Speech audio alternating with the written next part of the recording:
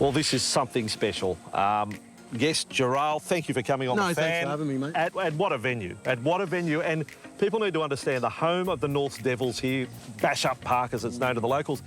This is the bookends of your career. This is where it started as a kid, but sadly where it finished. Yeah, it is. Way too early. Yeah, well, it is what it is, but how other way would you want to do it? I mean, start here and finish here, and not the way I wanted to go out in the game to finish so early in my career, but Bash Up Park, like you said, it's a great place to be and a great place to play footy. There's so many highlights to talk about with you out of your career, but I've got to say, it doesn't seem right. I'm sitting next to a bloke who looks as strong as an ox. You're 30 years of age, but your last game in the NRL is now 8 years ago. How does that sit with you? Yeah, it's pretty weird to think about it like that. I feel like the last 8 years have gone really quickly.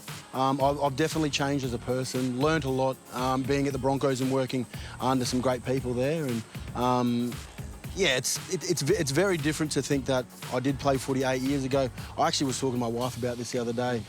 She hadn't known me when I was playing rugby league, but to think that I was playing for Australia, Queensland, Indigenous All-Stars, yeah, 8 years ago, you definitely wouldn't read about it.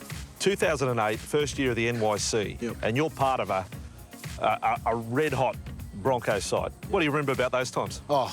Firstly, turning up the training, not knowing anyone. Previously, I was with Parramatta for about 4 or 5 months with a scholarship with them, and so I didn't really have an opportunity to play any footy and was worried that I wasn't going to contract with an NRL side.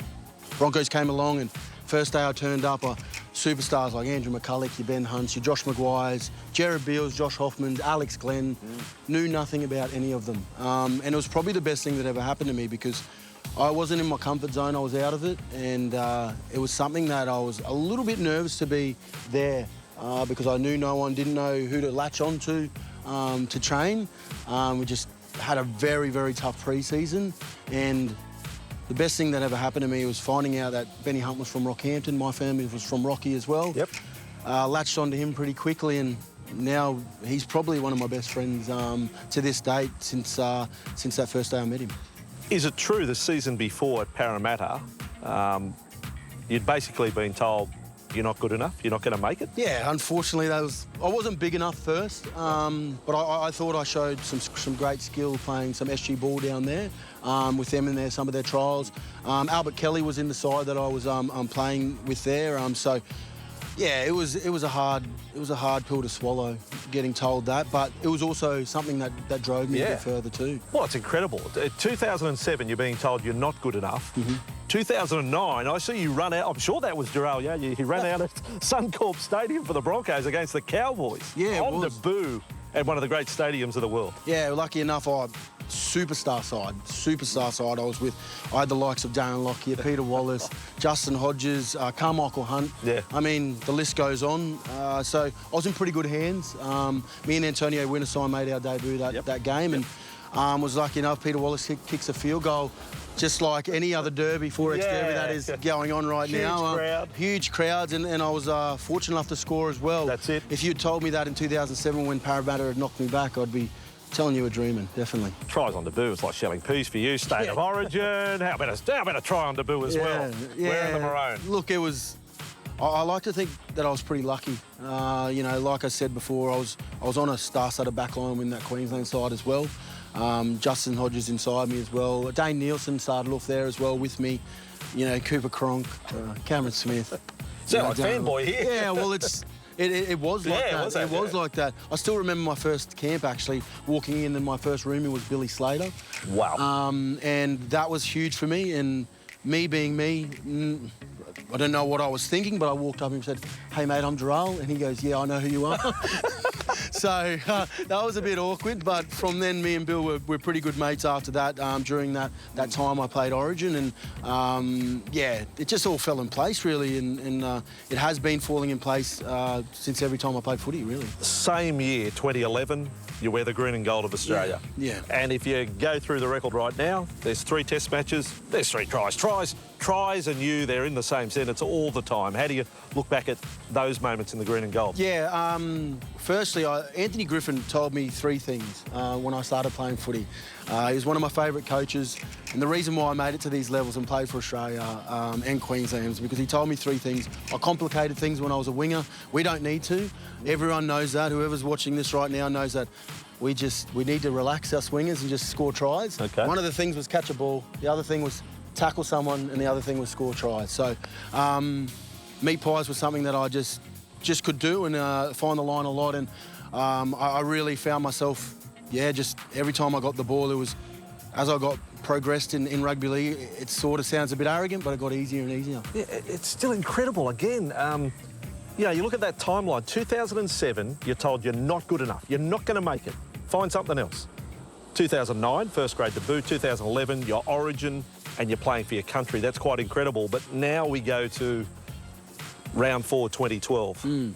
Cross in Perth, Brisbane v South Sydney. I don't know, are you comfortable talking about it? Yeah, very comfortable talking about it. The actual moment? Yeah. What you remember? Here's a fifth tackle kick from Wallace. They're going to go high and beautifully taken by the wing three-quarter, Dylan Farrell. Moved the wing to accommodate Greg Inglis at fullback, and he's been injured, and there is some concern for both a Brisbane player and a South Sydney player. There's been a collision there. What I do remember is what everything in my head all the time is compete for everything. And that game, Peter Wallace, I remember 35 out, puts a kick up, right-hand side. Dylan Farrell's going up for it in goals, and my mindset is compete for everything. Yep. I genuinely thought I could have scored this try. Came down very awkwardly on my leg, obviously, and at the time didn't really think. I looked at my leg. Hodjo told me I cried. Now I don't reckon I did. It's okay if you did though. To this day he thinks I cried, but I don't think I did. I thought I was tough enough to look at it. And the other thing that happened, he had told me lay down, relax, and I was like, I need to look at it. I need to see it. Unfortunately, we had yellow socks on that night, so it was a compound fracture, which means it's gone through the skin, and first thing I saw was blood, and went a little bit lightheaded, but from there, I got consoled pretty well by Sammy Thaiday was there, Greg Inglis was on the other side, a good mate, obviously I played footy with the year before in Origin and just come back from a tour with, so they were consolidating me pretty well, and from there I was taken to the hospital, and the procedure just went from there, On the other side of Australia is where this all happened. Yeah, which I had the opportunity to go to the Nines this year and still couldn't do it. Wow. Look, it's a big question and maybe not possible at the time, but was there a moment when the injury happened or within the next few hours that it even entered your head that this could be it? Not then. Not in those first few hours. Yeah. The days coming, yes, because I did obviously have doctors told me that it was a pretty serious injury. Well, they said it was like motorcycle, Yeah, a motorbike accident. Well, they reckon it was like going 140 kilometres an hour and trying to put your foot down and, while the bike's going and shooting out from underneath you. So, like I said to you before, I had a lot of luck in my career. I think I used it all up pretty quickly. Wow. Can you tell us how many operations? Can you think of how many hours of rehab you did? There was a lot. Operations, time at hospitals, waiting rooms? Well, I was in the hospital for 9 weeks. Wow. All up. I was in one room for 3.5, so I couldn't leave because of infection reasons. So that 3 weeks was where I found myself. I really found a lot about myself, who I was, how I was going to get through this. Had a lot of good people around me, a lot of good mates, what we spoke about, and the boys from the under-20s who have been there my whole career and my whole life. And I really dug deep to find my friends there, and that was a tough time for me in my life, but I think having that moment in my life, Aussie, was probably the best thing that ever happened to me. Yeah. Because I would not be the person I am now. I've seen a whole different perspective on life. I mean, I'm sitting here, and I'm sure the viewers are as well. I'm sitting here in awe of your attitude, to be quite honest. Is there any bitterness at all, though? Like, why me? What could have been? Yeah. Surely you must have explored those there were dark spaces there for a while. There was times where I was, and I'm not going to sugarcoat anything, I was home by myself a lot of the times, and, I'd cry because I knew I wasn't going to play footy again, and that was just a real thing of it. That I just knew I wasn't going to play footy again, and I suppose for me, it's probably a good message for kids out there playing footy. It's okay to have those emotions, and I had to get those out. And then eventually talking to someone was the next step. And now I've come past that. I'm way past it. Don't get me wrong. There's times where I watch footy games and go, you know, I could have done something there and helped. And I still try to give a lot of tips to the boys at the Broncos, as much as they don't like it. But yeah, there's a bitterness in me sometimes, knowing that I could still play this game and still be great at this game. Yes, as I say, 30, you'd still be playing for another 3-4 years. Yeah, who I'd knows? like to hope so, yeah. 2013, though, 2012, the injury wasn't the end, because you did come back 2013 and you mentioned a trial game for the Broncos and then playing for the North Devils. Yeah. But what you just couldn't get right. You just knew that you couldn't be what you were, to the point where it was painful. It was just truly painful. Well, a lot of pain was in my ankle, but a lot of pain was, you know, in here as well. Yeah. Just knowing that I couldn't get off the line fast enough, couldn't jump as high, couldn't do those freakish things that, you know, Jharal Yow in his prime could do. And like I said, I love those moments, and I look back at those moments and cherish them a lot more now.